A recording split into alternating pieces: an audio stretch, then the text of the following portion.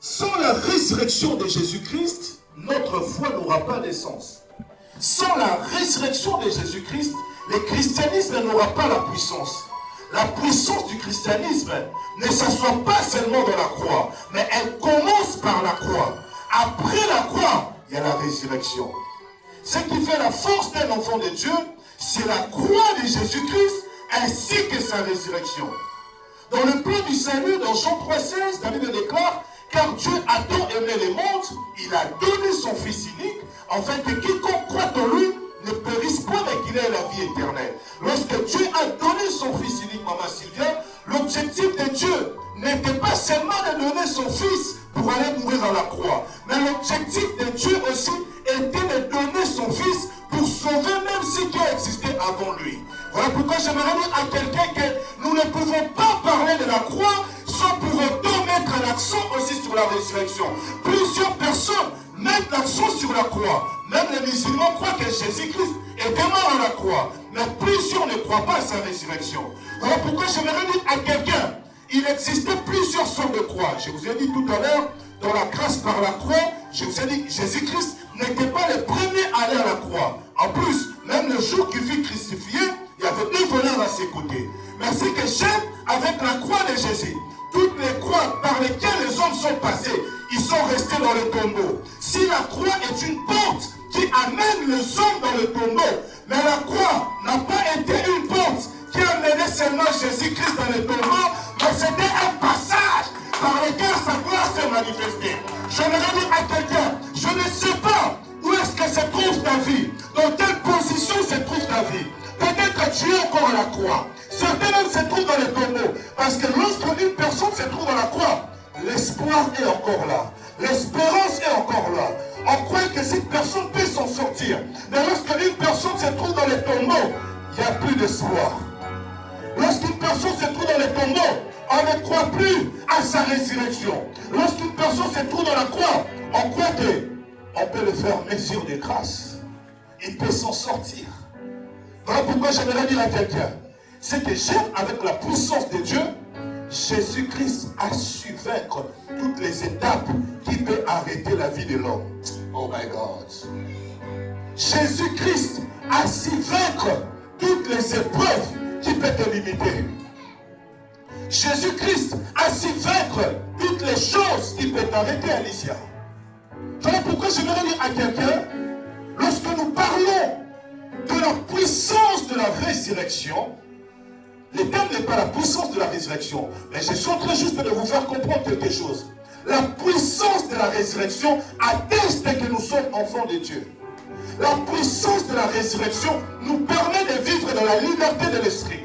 La puissance de la résurrection nous permet d'accéder aux choses que la terre n'a pas accédé.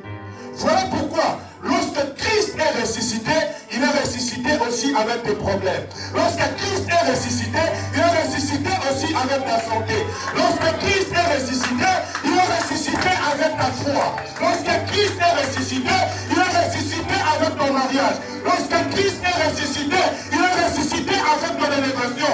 Lorsque Christ est ressuscité, il est ressuscité avec ta paix. Lorsque Christ est ressuscité, il est ressuscité avec ta stabilité.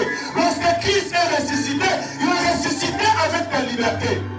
Je vais dire à quelqu'un, je ne sais pas qu'est-ce qui te retient. Tout ce qui te retenait est resté dans le tombeau.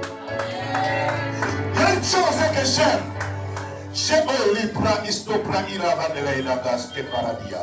Dieu utilise Christ comme une illustration pour le salut de tout le monde.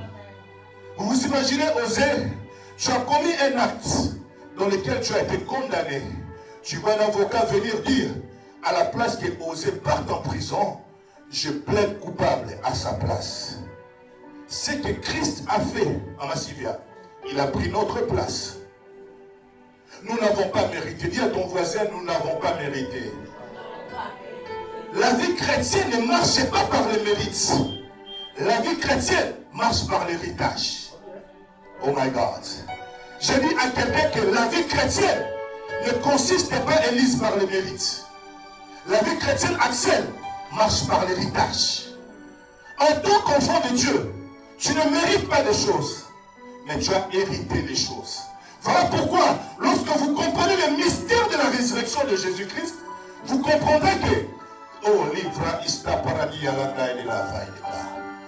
Le mystère de la résurrection vous donne accès aux choses que les hommes vous ont privées.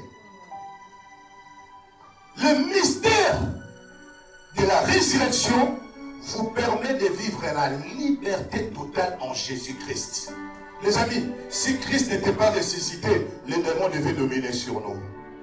Hein? Si Christ n'était pas ressuscité, notre puissance n'aura pas de sens.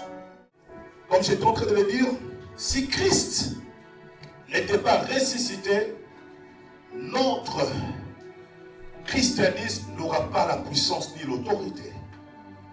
C'est par la résurrection du Christ que nous possédons la vraie identité des enfants de Dieu.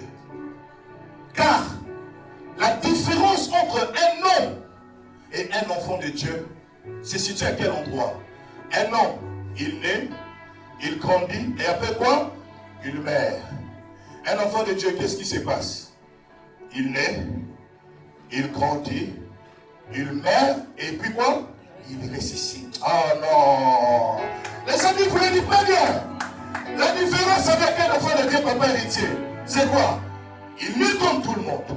Il grandit comme tout le monde. Il meurt comme tout le monde. Mais il ne reste pas enterré comme tout le monde. Voilà pourquoi Paul est en train de le dire. Dans 1 Thessaloniciens 4, il dit, ne soyez pas en ignorance au sujet de ceux qui dorment. Parce qu'il y a une différence entre mourir et dormir. Un enfant de Dieu ne meurt jamais.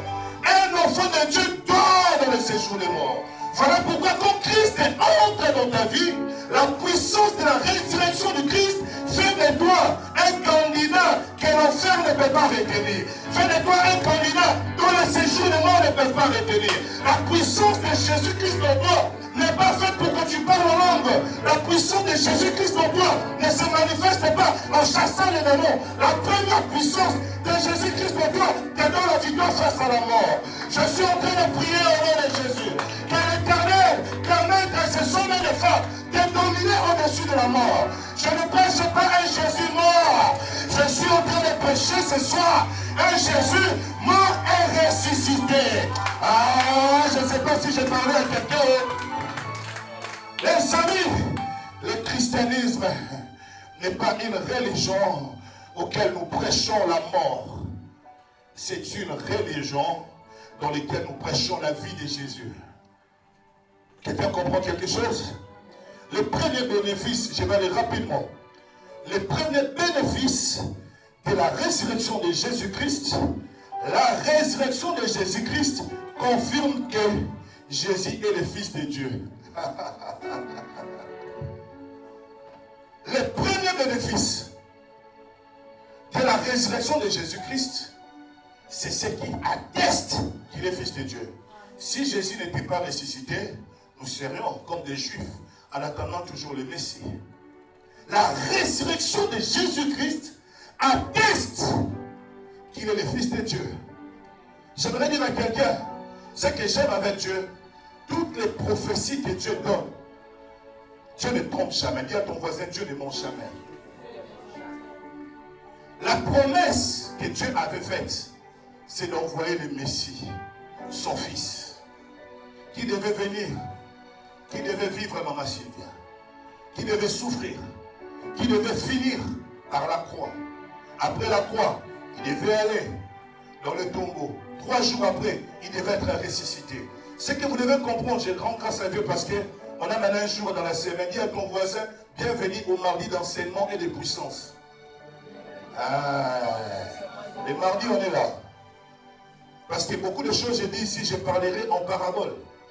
Les mardis, je vais commencer à ouvrir des secrets ici. Des gens vont accéder à des choses. Il y a des ministères qui vont s'élever ici. On aura vraiment le temps de dire une théorie. Dis à ton voisin théorie, pratique. Oui, oui. La puissance dont nous parlons est tangible, les amis. Les bénéfices dont nous parlons est tangible. Tu peux la posséder telle que tu possèdes cette paire de lunettes. Tu peux la posséder. Elle est palpable. Et même aussi, le Fils de Dieu est réel. Jésus-Christ n'est pas une utopie, les amis. Jésus-Christ n'est pas une invention humaine, maman Sylvia. Jésus-Christ est le Fils de Dieu. Pourquoi est-ce que Jésus-Christ est le Fils de Dieu? Parce que toutes les prophéties qui ont annoncé son arrivée, toutes les prophéties qui ont annoncé le parcours de sa vie, se sont réalisées. Il est allé à la croix. On l'a condamné à notre place, Élise. On l'a insulté. Par ses meurtrissures, nous avons obtenu la guérison. Et lorsqu'on l'a mis à la croix, on a écrit qu'il est le roi des Juifs. Toutes ces prophéties, les prophètes Ésaïe en avaient prophétisé. J'aimerais dire à quelqu'un, ta vie ne se résume pas par rapport à ce que tu vis. La puissance de ta vie, elle s'assoit aux promesses de Dieu liées à ta vie, frère. Voilà pourquoi David pouvait le dire, les fils de la promesse ne meurent jamais. Beaucoup de gens, ceux qui ne comprennent pas, tu es plus puissant que ce que tu sais de toi. La puissance d'un homme ne se résume pas par rapport à sa taille. La puissance d'un homme ne se résume pas par rapport à sa position. La puissance d'un homme se résume par rapport au type de promesses qu'elle porte. Voilà pourquoi Dieu t'appelle vaillant héros pendant que tu n'as rien combattu.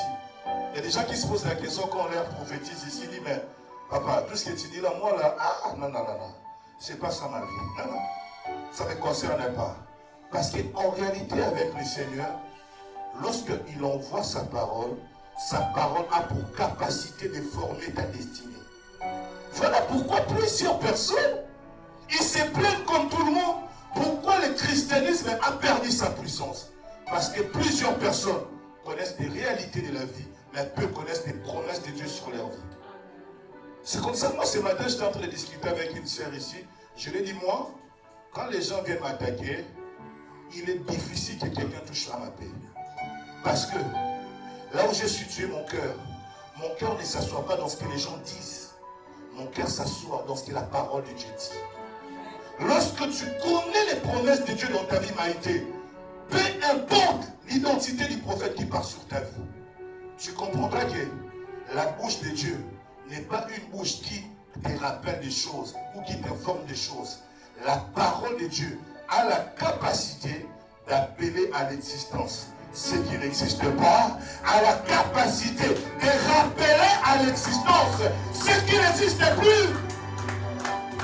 Nous sommes bénis d'entendre cette parole. Nous sommes bénis d'avoir ces révélations. Plusieurs personnes meurent dans le monde. Plusieurs personnes sont restées couchées dans leur lit. Ils n'ont pas la révélation de ce que nous parlons ici. Voilà pourquoi, en sortant de cet endroit, tu ne dois pas te comporter comme tout le monde. Parce que le Jésus que tu pries n'est pas le fils de Joseph. Le Jésus que tu pries n'est pas le fils de Marie. Mais il est le fils du créateur de l'univers.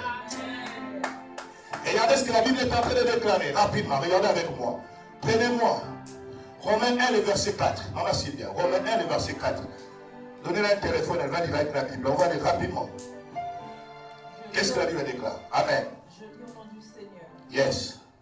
Par l'Esprit Saint, Dieu l'a établi dans sa puissance de Fils de Dieu. Yeah. Quand il l'a fait se lever. On dit comment? On va aller doucement. Par l'Esprit. Par l'Esprit Saint, Dieu l'a établi dans sa puissance de Fils de Dieu. Yeah.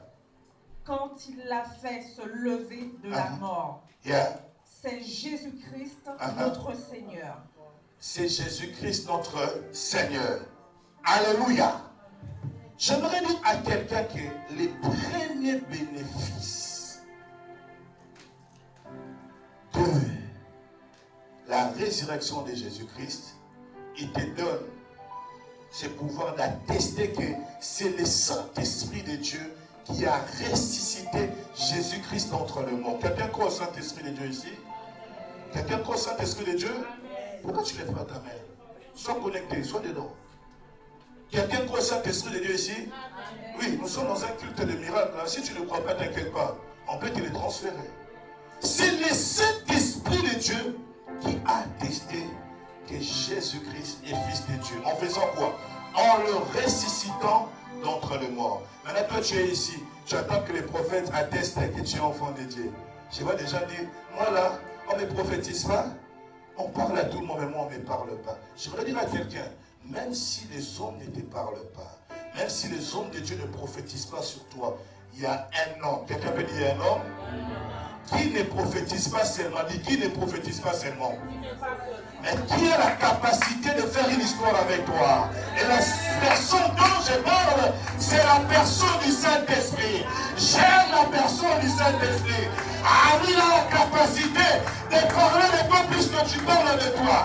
Il a la capacité d'attirer des hommes et des femmes, de destiner autour de toi. Si le Saint-Esprit de Dieu ne fait pas son œuvre en toi, ton christianisme n'aura pas de sens, maman Sylvia. Si le Saint-Esprit de Dieu ne te touche pas, ne travaille pas dans ta vie chrétienne sera mécanique.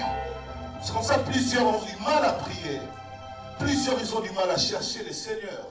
Parce qu'ils ne laissent pas la place à la personne du Saint-Esprit. Dis Saint-Esprit de Dieu, j'ai besoin de toi. Saint-Esprit de Dieu, non, dis ça avec force. Saint-Esprit de Dieu, les amis, si tu es venu ici, c'est pour que tu pries. Si tu es venu ici, c'est pour que tu sois actif. J'ai interdit d'être inactif. Les inactifs ne sont pas là, ils sont à la maison, ils jouent à la PlayStation, image, certains font du sport. Si tu entres ici, rassure-toi, j'ai besoin de ta voix.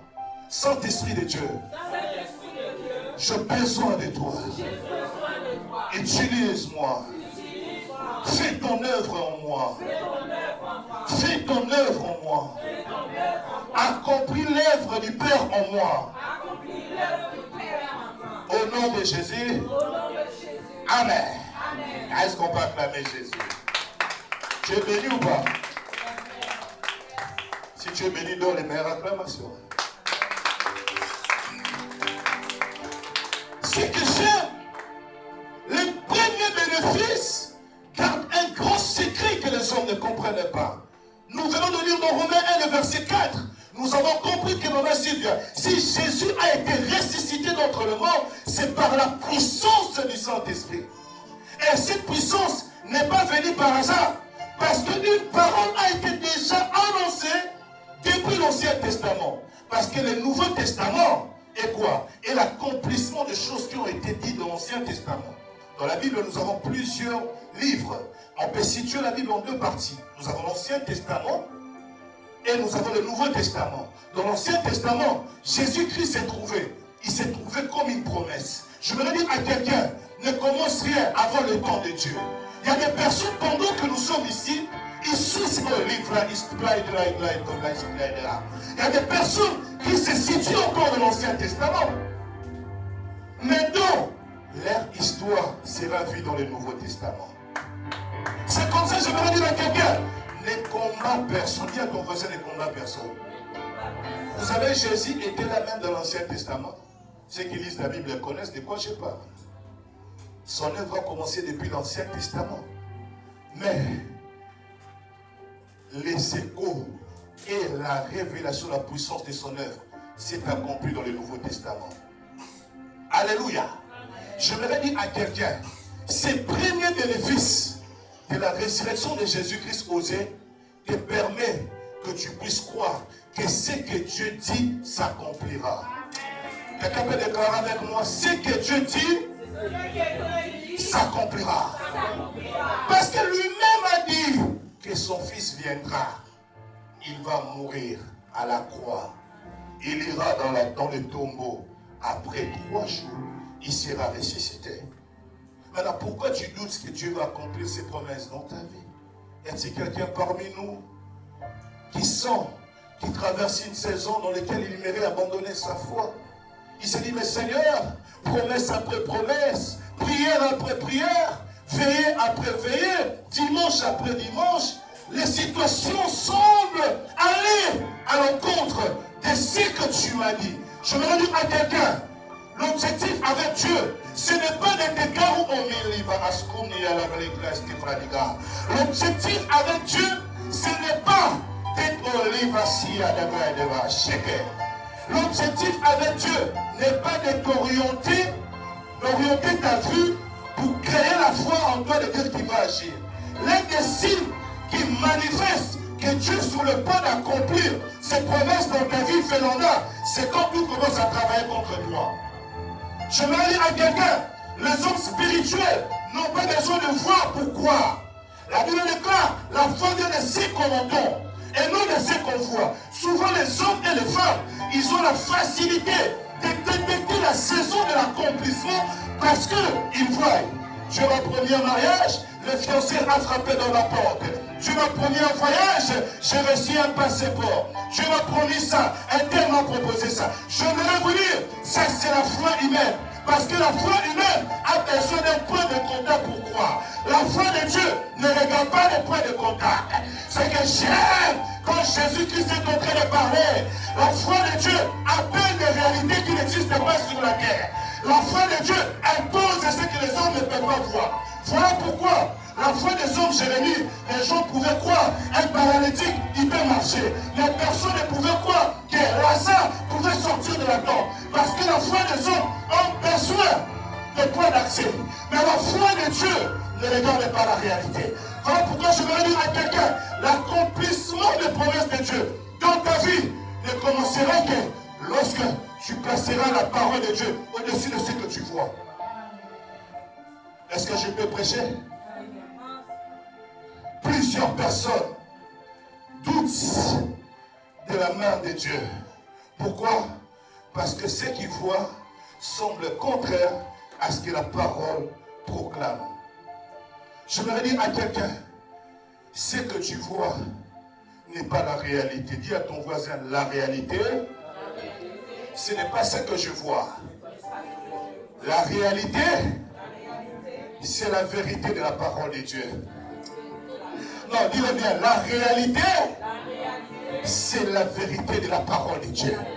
Ça, c'est une phrase que quelqu'un pouvait écrire. La réalité, ce n'est pas ce que je vois. Plusieurs personnes, ils ont désorienté leur manière de prier. Ils ont commencé à prier par la réalité. Dieu te dit, Maïté, commence à offrir des actions de grâce. Tu dis, mais Seigneur, comment faire des actions de grâce avec tout ce que je vis ici?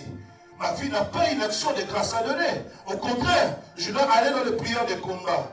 J'ai dit à quelqu'un, je ne suis pas ce type de personne qui prie par rapport à l'orientation des réalités. Parce qu'il y a certaines réalités qui sont des distractions. Quelqu'un comprend? Oui. Le diable peut venir te combattre. Il te met une douleur dans les pieds. Pendant que tu dis, j'aimerais intercéder pour maman Sylvia, tu sens une douleur dans ton pied. À la place de prier pour sauver là, quand tu te mets à prier pour sauver les pieds, qu'est-ce que les pieds a à voir avec ma foi? Voilà pourquoi plusieurs personnes, Dieu les a appelés au ministère de l'intercession à cause de ce qu'ils rencontrent dans leur vie. À la place d'intercéder, ils sont devenus plaintifs dans la prière. Seigneur, je n'ai pas ça. Plus tu fais la volonté du Seigneur, il comblera les vides dans ton cœur.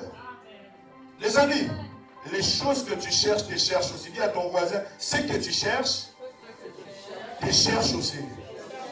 Hein? Vous savez, des saisons pareilles, hein, où les opportunités courent vers toi. Quelqu'un a déjà vécu quelque chose de pareil? Dans le sens que tu as postulé, 5 endroits t'appellent, monsieur, nous te prenons. Maintenant, c'est à toi de décider. J'ai prié pour une sœur dans les réseaux sociaux, peut-être elle le suivra. Elle vient de finir son master dans une bonne école ici à Paris. Elle cherchait 3 entreprises dans lesquelles elle se voyait dedans. Elle m'a dit, homme de Dieu, prie pour moi. J'ai dit, j'ai prié pour toi. Que Dieu te donne le meilleur. J'ai dit, qu'est-ce que tu veux? Il me dit, papa, il y a 8 entreprises devant moi, mais j'aimerais que 3 entreprises puissent me sélectionner. Et alors, je vais réfléchir parmi les 3. J'ai dit, tu sais, Dieu peut t'amener dans une saison où, à la place que toi, tu cherches les entreprises vont te chercher. La sœur a postulé à moins d'une semaine. Plus de tous ces 8 entreprises auxquelles elle a postulé. Tous l'ont dit oui. Elle me dit, mais papa, là, maintenant, je suis compris. Je ne comprends pas. Où est-ce que je dois partir? J'ai dit, d'accord. Et limite ça, reste avec les 3 que tu avais choisis. Va à l'entretien. Elle part à l'entretien. Elle négocie son salaire. Pas ici, là, ici, là, ici, là, ici, là. Elle dit, mais papa, c'est bizarre. Partout je pars, je mets la bande haute pour qu'on puisse m'éliminer en fonction que je reste avec. L'autre elle dit, mais tu me demandes beaucoup parce que tu viens de commencer, tu viens de finir tes études. Mais pour toi, on donnera. Il dit, papa, je suis confiant. J'ai dit, c'est ça les saisons qu'on dit. C'est que tu cherches, c'est que tu as longtemps cherché il est en train maintenant de te chercher. Je suis en train de prier Dieu. S'il y a des domaines dans ta vie où les choses ne marchaient pas, des choses que tu as cherchées, que ça puisse maintenant te chercher. Je suis en train de dire à quelqu'un, tu es sélectionné par ce que tu cherchais. Ah, je ne sais pas, peut-être que je parle à quelqu'un qui n'est pas là. J'ai dit à quelqu'un, ce que tu cherchais te cherche maintenant. Oh, je change mon français. Ce que tu cherchais t'a sélectionné. Ce que tu cherchais t'a sélectionné maintenant. Oh my God. Ça ne te cherche pas parce que ça t'a trouvé. Ce que tu cherchais t'a sélectionné pour vivre. Amen, amen.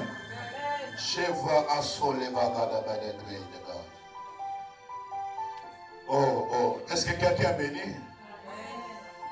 Je vais donner le deuxième point et on va finir dans 5 minutes.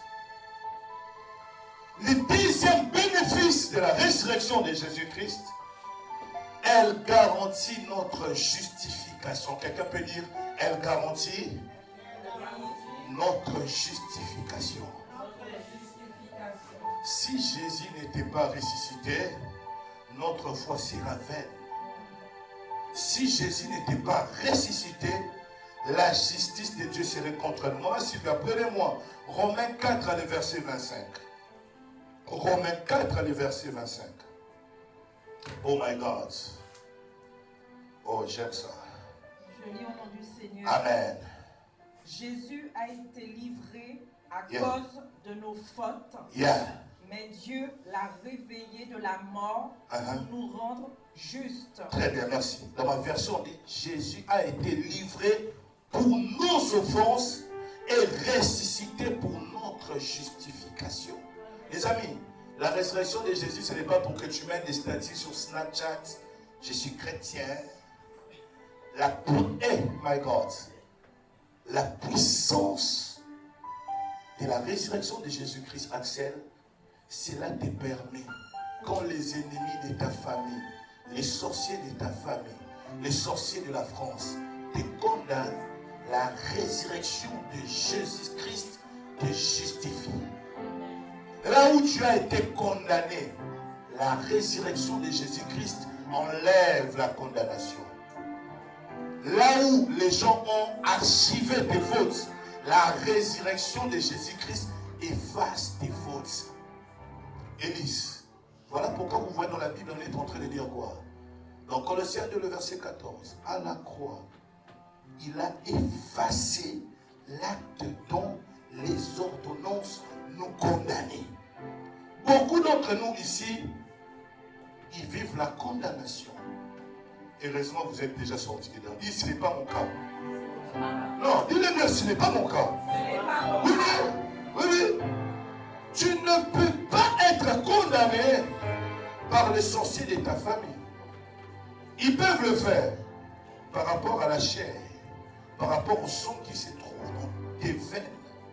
Mais c'est qu'il y a une chose, ceux qui ne savent pas, ton ADN a été modifié. Quelqu'un peut dire, mon ADN a été modifié. Il y a des gens, quand ils iront chez le médecin diront, mais je ne comprends pas, c'est quel type de chromosome tu as? Mais Béni, c'est bizarre. Comment est-ce que les chromosomes tu as, le coronavirus ne peut pas entrer? Comment est-ce que les chromosomes que tu as, le sida n'arrive pas à y accéder? Comment est-ce que les chromosomes que tu as, j'étais en train de lire l'histoire du réveil servant de Dieu. J'ai vu un servant de Dieu qui s'est levé aux États-Unis. Dans certaines années, il y avait un grand virus qui avait frappé. Cette dame ne mettait pas les masques. Elle allait prêcher l'évangile pendant que les gens étaient atteints du virus. Et les médecins, ils se sont dit ce n'est pas normal. Comment cette personne s'expose face aux personnes qui ont le virus? Pourquoi le virus ne l'atteint pas? Ils ont fait les tests, les examens, les analyses sur sa peau. Ils ont vu que les virus, ils ont pris l'empreinte de quelqu'un qui a le virus, sa salive ou quelque chose que ce soit. Ils ont posé au-dessus de la peau de ces dames pour se dire, est-ce qu'elle est comme nous ou elle n'est pas comme nous? Et pendant qu'ils ont posé cette empreinte des virus sur elle, ils voyaient dans ces globules une substance qui est un peu différente en train de combattre face au virus. Et cette substance, ils disent, nous ne savons pas expliquer. Moi, j'ai dit, ne vous inquiétez pas. Moi, je peux vous expliquer. Cette substance, on appelle ça quoi? L'onction de Jésus-Christ. Je suis en train de dire à quelqu'un, tu ne peux plus être condamné. Si Christ t'a justifié, il t'a donné son onction. Lorsqu'on te condamne, tu peux condamner n'importe qui. Tu peux t'amuser avec n'importe qui. Un enfant de Dieu, on ne joue pas avec un enfant de Dieu. Dis à ton voisin, on ne joue pas avec un enfant de Dieu. L'apôtre Jean est en train de dire, petit enfant, ne craignez pas les malins, car l'onction de Dieu qui habite en vous, vous donne le pouvoir de dominer sur le diable. Je veux dire à quelqu'un, Christ a justifié face aux condamnations, mais il n'a pas fini juste par te justifier, mais il t'a donné sa nature. Oh my God! Ah, ce qui t'a condamné ne peut plus te condamner, parce que lui, il est allé payer le prix à la croix. Il a confirmé le prix à la résurrection. Je suis en train de dire à quelqu'un, regardez ce qui se passe. Lorsque quelqu'un est condamné, les avocats, ils viendront plaider, n'est-ce pas, papa Héritier? Ils vont plaider, ils vont faire des choses. Mais ce qui se passe, qu'est-ce que vous allez comprendre? Qu'est-ce qui atteste de votre justification? La croix, c'est le commencement du salut. La résurrection, c'est l'achèvement du salut. Parce que il est possible qu'un avocat puisse te défendre, mais le jour de ton verdict, il n'est pas là. Je connais des gens ici qui ont connu ces problèmes. N'est-ce pas, maman? Oui. Un avocat est venu, il t'a défendu. Il dit, madame, j'ai fait mon travail. On te dit, demain le juge donnera son verdict. L'avocat dit, mon ami, j'ai fait ce qui m'a pas. Allons-y écouter ce que le juge dira. Je peux ne pas être là. Dans tous les cas, le juge a déjà décidé. Il va dire, si tu es coupable ou... Amen. Mais ce que j'aime avec Jésus, quelqu'un peut dire, j'aime Jésus. Lui n'est pas un avocat seulement qui défend, mais il est un avocat qui atteste ta libération totale. Parce que si Jésus n'était pas ressuscité, notre salut serait à moitié. Voilà pourquoi j'aimerais dire à quelqu'un, tu as réussi meilleur. Dis à ton voisin, j'ai réussi meilleur. J'aimerais dire, jeune femme, que personne ne rachète ta foi, que personne ne t'arrache à Jésus. Ne laissez pas Jésus à cause d'un mariage. Ne laissez pas Jésus à cause de veste. Ne laisse pas Jésus à cause de la gloire. Tout ce que les hommes peuvent te proposer, personne ne peut te proposer meilleur que Jésus. Parce que ce que Jésus t'a proposé, même l'humanité ne saura pas te donner. Le don de Jésus-Christ au monde nous donne accès à Dieu. Sans la justification du Christ, personne ne verra le Père. Voilà pourquoi la puissance d'un enfant de Dieu se situe à la résurrection de Jésus-Christ. Quand Christ est ressuscité, maman, élevé, Christ a gardé l'épreuve et la croix dans ses mains.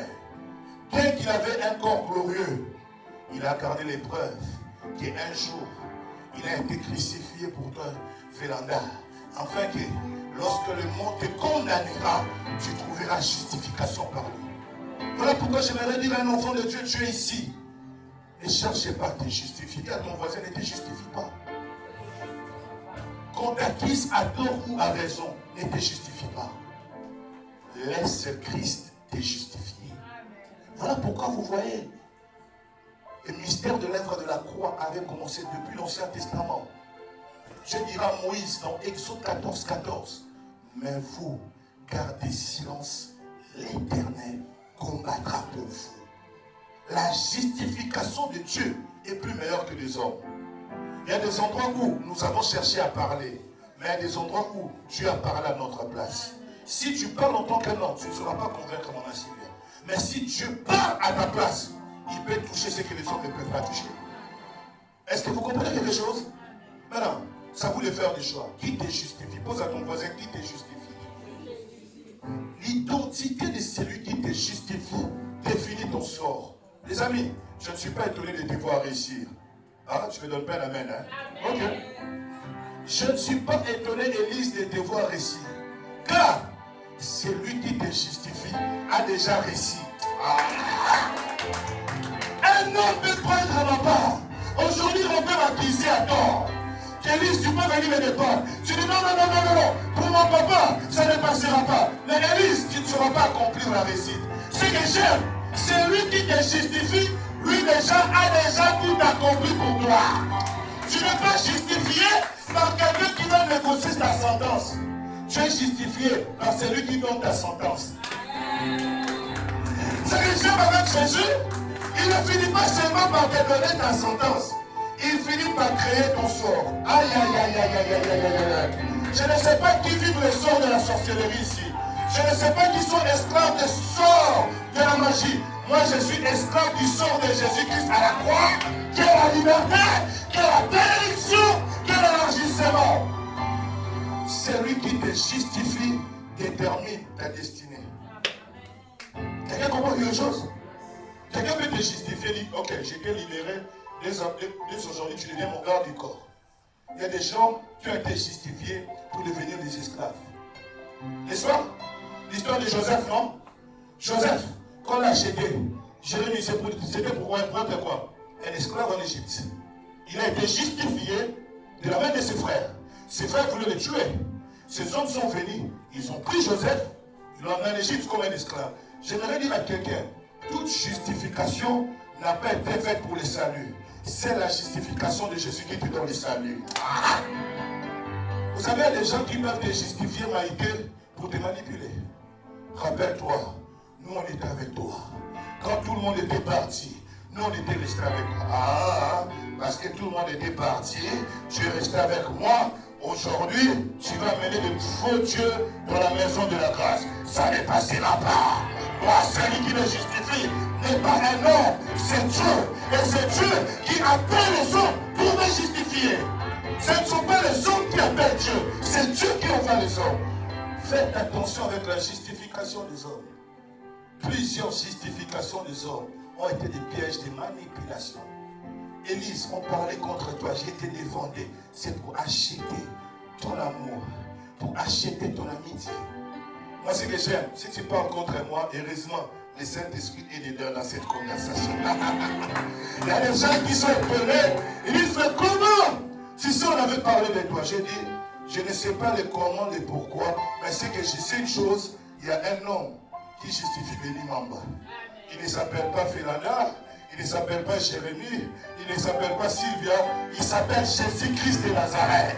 Il est le créateur de l'univers, de la terre. Faites tous vos réunions. La Bible déclare, tout complot forgé contre vous sera annulé sans effet. Pourquoi? C'est lui qui me justifie. Il était là quand vous avez commencé votre complot. Est-ce qu'on peut acclamer la parole? Je vous prie de vous lever. Est-ce qu'on peut acclamer la parole? On a fini. Maman Sylvia. Est-ce qu'on peut acclamer? Acclame si tu as été béni. Acclame.